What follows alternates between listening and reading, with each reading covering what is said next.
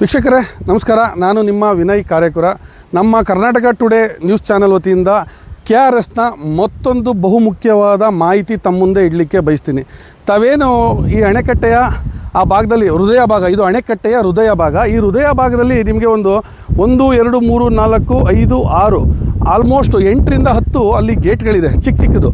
ಈ ಗೇಟ್ ಏನಂದರೆ, ಹಿಂದೆ ಅಣೆಕಟ್ಟೆ ಕಟ್ಟಿದಂಥ ಇಂಜಿನಿಯರ್ಗಳಾಗ್ಬೋದು, ಅಧಿಕಾರಿಗಳಾಗ್ಬೋದು. ಈ ನೋಡಿ, ಅಣೆಕಟ್ಟೆಯ ಹೃದಯ ಭಾಗ ಯಾವುದು ಅಂದರೆ ಈ ಜಾಗದಲ್ಲಿ ಏನಕ್ಕೆ ಈ ಚಿಕ್ಕ ಗೇಟ್ಗಳನ್ನ ಇಂದಿನ ಇಂಜಿನಿಯರ್ಗಳಾಗ್ಬೋದು, ನುರಿತ ತಂತ್ರಜ್ಞರಾಗ್ಬೋದು ಏನಕ್ಕೆ ಅಳವಡಿಸಿದ್ದಾರೆ ಅಂದರೆ, ಅಣೆಕಟ್ಟೆಯ ಹೃದಯ ಭಾಗದಲ್ಲಿ ಬಹುತೇಕ ಸಿಲ್ಟ್ ಅದು ಇಲ್ಲಿ ಮಡ್ಡಿ ಏನೇಂತಾರೆ ಕನ್ನಡದಲ್ಲಿ, ಆ ಮಡ್ಡಿ ಸಂಗ್ರಹವಾದ ಆದಾಗ ವರ್ಷಕ್ಕೊಂದು ಸಾರಿ ನೀರು ಡ್ಯಾಮಿಂದ ನೀರೇನು ತುಂಬುತ್ತೋ ಆ ನೀರಿಂದ ಆ ಮಡ್ಡಿನ ಬಹಳ ಸುಲಭವಾಗಿ ಯಾವುದೇ ವೆಚ್ಚವಿಲ್ಲದೆ ಈ ಜಾಗಕ್ಕೆ ಇದೊಂದು ತೊಟ್ಟಿ ಅಂತ ಅವಾಗ ಅವರು ನಿರ್ಮಾಣ ಮಾಡ್ಕೊಂಡಿರ್ತಾರೆ.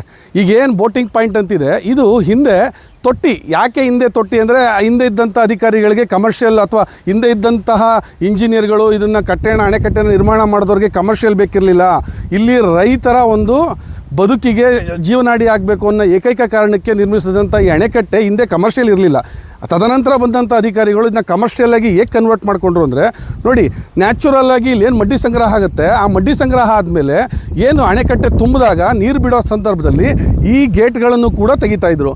ಆವಾಗ ಸಾಮಾನ್ಯವಾಗಿ ನ್ಯಾಚುರಲ್ಲಾಗಿ ಈ ಗೇಟ್ಗಳಿಂದ ಮಡ್ಡಿ ಏನಿದೆ ಆ ಮಡ್ಡಿ ಬಂದು ಈ ತೊಟ್ಟಿಲಿ ಸಂಗ್ರಹ ಆಗ್ತಾಯಿತ್ತು. ತದನಂತರ ಈ ತೊಟ್ಟಿಯಿಂದ ಅದನ್ನು ಬೇರೆ ಕಡೆಗೆ ವ್ಯವಸಾಯ ಉಪಯೋಗಕ್ಕೋ ಅಥವಾ ಬೇರೆ ಕಡೆಗೋ ಅದನ್ನು ಸ್ಥಳಾಂತರ ಮಾಡ್ತಾಯಿದ್ರು. ಬಹಳ ಈಸಿಯಾಗಿ ನಡೀತಾ ಇದ್ದಂಥ ಕಾರ್ಯ.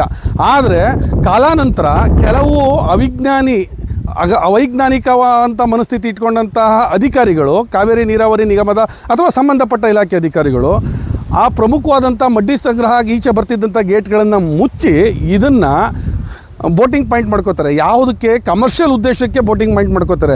ಗಮನಿಸಿ ವೀಕ್ಷಕರೇ, ನಮ್ಮ ಹಿರಿಯರು ಅಣೆಕಟ್ಟೆ ಸುರಕ್ಷತೆಗೋಸ್ಕರ ಸಂಗ್ರಹ ಆಗ್ತಿದ್ದ ಮಡ್ಡಿನ ಭಾಳ ನ್ಯಾಚುರಲಾಗಿ ಯಾವುದೇ ಖರ್ಚು ವೆಚ್ಚಗಳಿಲ್ಲದೆ ಅಣೆಕಟ್ಟೆ ತುಂಬಿದಾಗ ಬೇರೆ ಗೇಟ್ಗಳಿಂದ ನೀರು ಬಿಟ್ಟಾಗ, ಜೊತೆಗೆ ಇದರಲ್ಲೂ ಬಿಟ್ಟಾಗ ಭಾಳ ಫೋರ್ಸ್ಫುಲಿ ಮಡ್ಡಿ ಬಂದು ಈ ಜಾಗದಲ್ಲಿ ಸಂಗ್ರಹ ಆಗ್ತಿತ್ತು.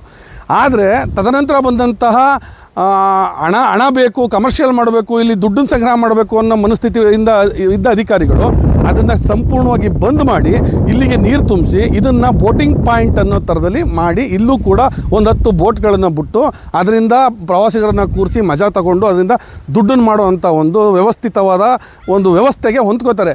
ಅದಾದಮೇಲೆ ಕಾಲಾನಂತರ ಆಯಿತು, ಇದು ಹೃದಯ ಭಾಗ. ಯಾವ ಉದ್ದೇಶಕ್ಕೆ ಹಿಂದಿನ ಇಂಜಿನಿಯರ್ಗಳಲ್ಲಿ ಮಾಡಿದ್ರು ಅಂತ ಈಗಿನ ಇಂಜಿನಿಯರ್ಗಳಿಗೆ ಮಾಹಿತಿ ಇಲ್ವಾ? ಇಂದಿನ ಯಾವ ದಾಖಲಾತಿಗಳು ಸಂಬಂಧಪಟ್ಟ ಇಲಾಖೆ ಆಫೀಸ್ಗಳಲ್ಲಿ ಇಲ್ವಾ? ಯಾಕೆ ಅದನ್ನು ಮುಚ್ಚಿದ್ದಾರೆ? ಇದನ್ನು ಸಾರ್ವಜನಿಕರು, ರೈತರು ಪ್ರಶ್ನೆ ಮಾಡಬೇಕಾಗಿದೆ. ಇಂಥ ಒಂದು ಅಮೂಲ್ಯವಾದ ಆಸ್ತಿ ಇದು. ನೋಡಿ, ಈ ಮಡ್ಡಿ ತೆಗಿಲಿಕ್ಕೂ ಕೋಟಿ ಟೆಂಡರ್ ಕಾಲ್ ಮಾಡ್ತಾರೆ. ಅದು ಯಾರು ಜೇಬ್ಗೆ ಹೋಗುತ್ತೋ, ಅಲ್ಲಿ ಮಡ್ಡಿ ತೆಗಿತಾರೋ ಇಲ್ವೋ ಅದು ಯಾರಿಗೂ ಗೊತ್ತಿಲ್ಲ ಇಲ್ಲಿವರೆಗೂ. ಮಡ್ಡಿ ತೆಗಿಯೋ ಒಂದು ಪ್ರಕ್ರಿಯೆ ಒಂದು ನಿಗೂಢ. ಆದರೆ ನಮ್ಮ ಹಿರಿಯರು, ಇಂಜಿನಿಯರ್ಗಳು, ಈ ಅಣೆಕಟ್ಟೆ ನಿರ್ಮಾತೃಗಳು ನೋಡಿ ಬಹಳ ಅಚ್ಚುಕಟ್ಟಾಗಿ ಯಾವುದೇ ಖರ್ಚಿಲ್ಲದೆ ಈ ತೊಟ್ಟಿಗೆ ಬಂದು ಸಂಗ್ರಹ ಆಗೋ ರೀತಿಯಲ್ಲಿ ಒಂದು ವ್ಯವಸ್ಥೆ ಕಲ್ಪಿಸಿದ್ರು. ಆ ವ್ಯವಸ್ಥೆ ನೋಡಿ ಈಗ ಇವರ ಒಂದು ಕಮರ್ಷಿಯಲ್ ಆ್ಯಕ್ಟಿವಿಟಿಗೆ ಒಂದು ಕಾರಣ ಆಗಿದೆ. ಈ ತೊಟ್ಟಿನೇ ಇವತ್ತು ಇವರು ಬೋಟಿಂಗ್ ಪಾಯಿಂಟ್ ಮಾಡಿದ್ದಾರೆ ವೀಕ್ಷಕರೇ.